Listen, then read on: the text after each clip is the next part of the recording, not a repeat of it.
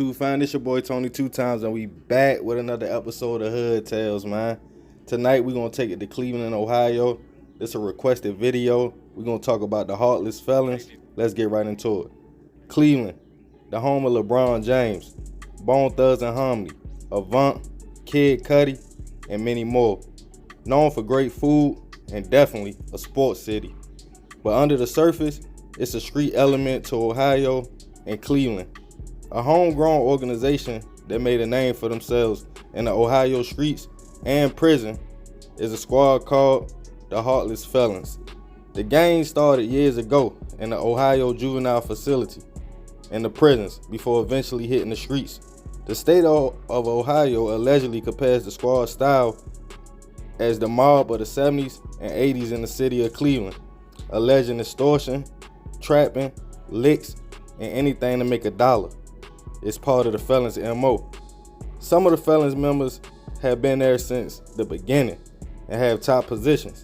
Even newer members thrive to make a name for themselves. One member, who is called the Godfather, is La Pone, in and out of jail since a shorty and well connected in the streets and prison system. Sources allege Pone became a strong and fearless leader for the Felons while in the juvenile facility. Some say that La and Pone name stands for Longwood Avenue, an area in which he and other members grew up. Another top leader is a man called Howie T. Sources say he is one of the original founders of the Felons, and also allege Howie is a natural born leader and is smart, knowing how to move in the streets and move the chess pieces in the game. One incident allegedly at a dice game, Howie wanted to rob the game and asked another member for a blicky, but unfortunately shots were fired and allegedly Howie hit his own comrade by mistake. He would later receive 21 years in prison. According to sources, the Heartless Felons have golden rules: no lying, stealing, or crossing other felons. In the Ohio system, if the felons put a green light on your head, it's over with for you. They known for putting in work, taking what they want with extreme force, and if you don't comply, it's all bad. Iceberg Ferg is another top member of the squad, known for putting in work for the organization and holding down the felons in and out of prison. Hook, and leader and original member, ran Canton and parts of Cleveland for the Felons. Hook was convicted of multiple alleged robberies and sentenced to life in prison. The felon members stand firm on their beliefs and definitely run the prison system.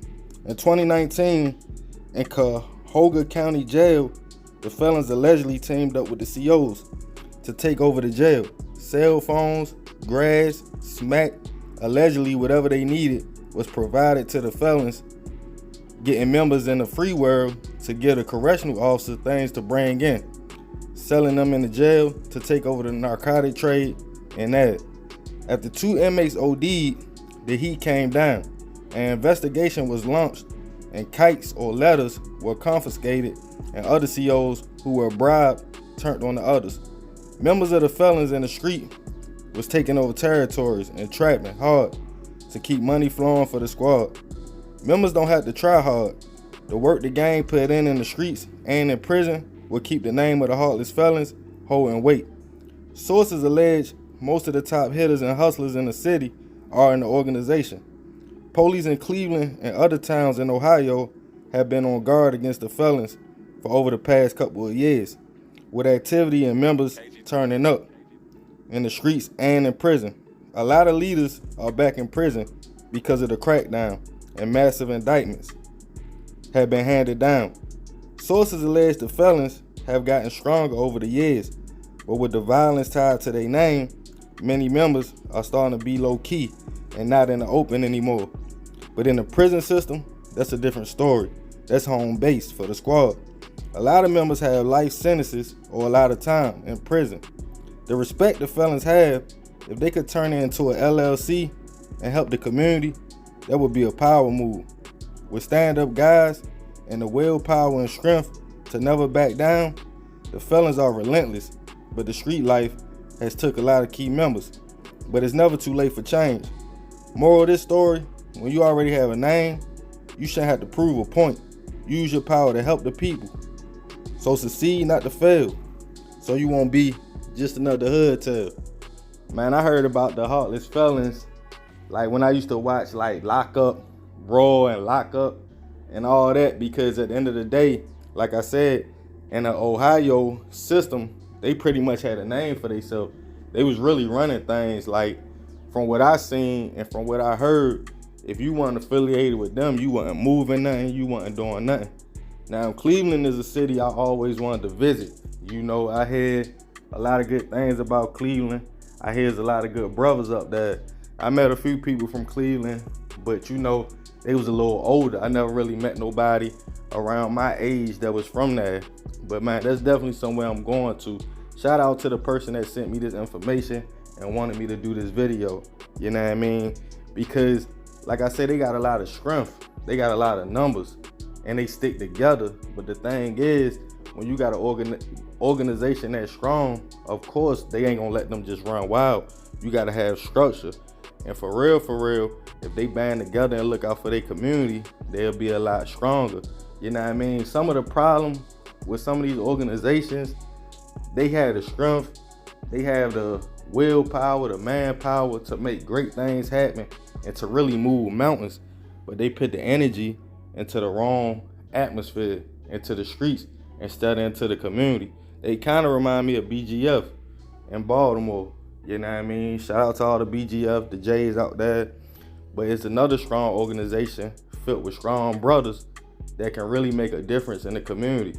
And you know, I understand people gotta eat and make money, but if you turn it around, like I always refer to Killer Mike when he tried to do the Crip and Blood Cola.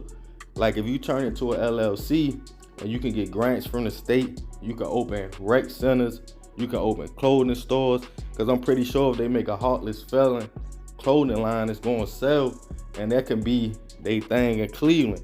They can rep their city and what they got going on. You know, that's just food for thought. Like I always tell y'all, I don't know it all, but at the end of the day, man, I'd rather see dudes out making a change, making money, helping the younger brothers than to be in prison for the rest of their life. A lot of these guys got life, 30 years, 20 years. It's a whole bunch of them. Like, when I was doing research, it's a whole bunch of them, man. So they deep in the Cleveland area and Ohio area just in general, all around. But yeah, man, it's another episode of Hood Tales. Be sure to like, comment, share. Let me know who y'all want to see next. Definitely hit that like button. Love y'all, fam. I'm out.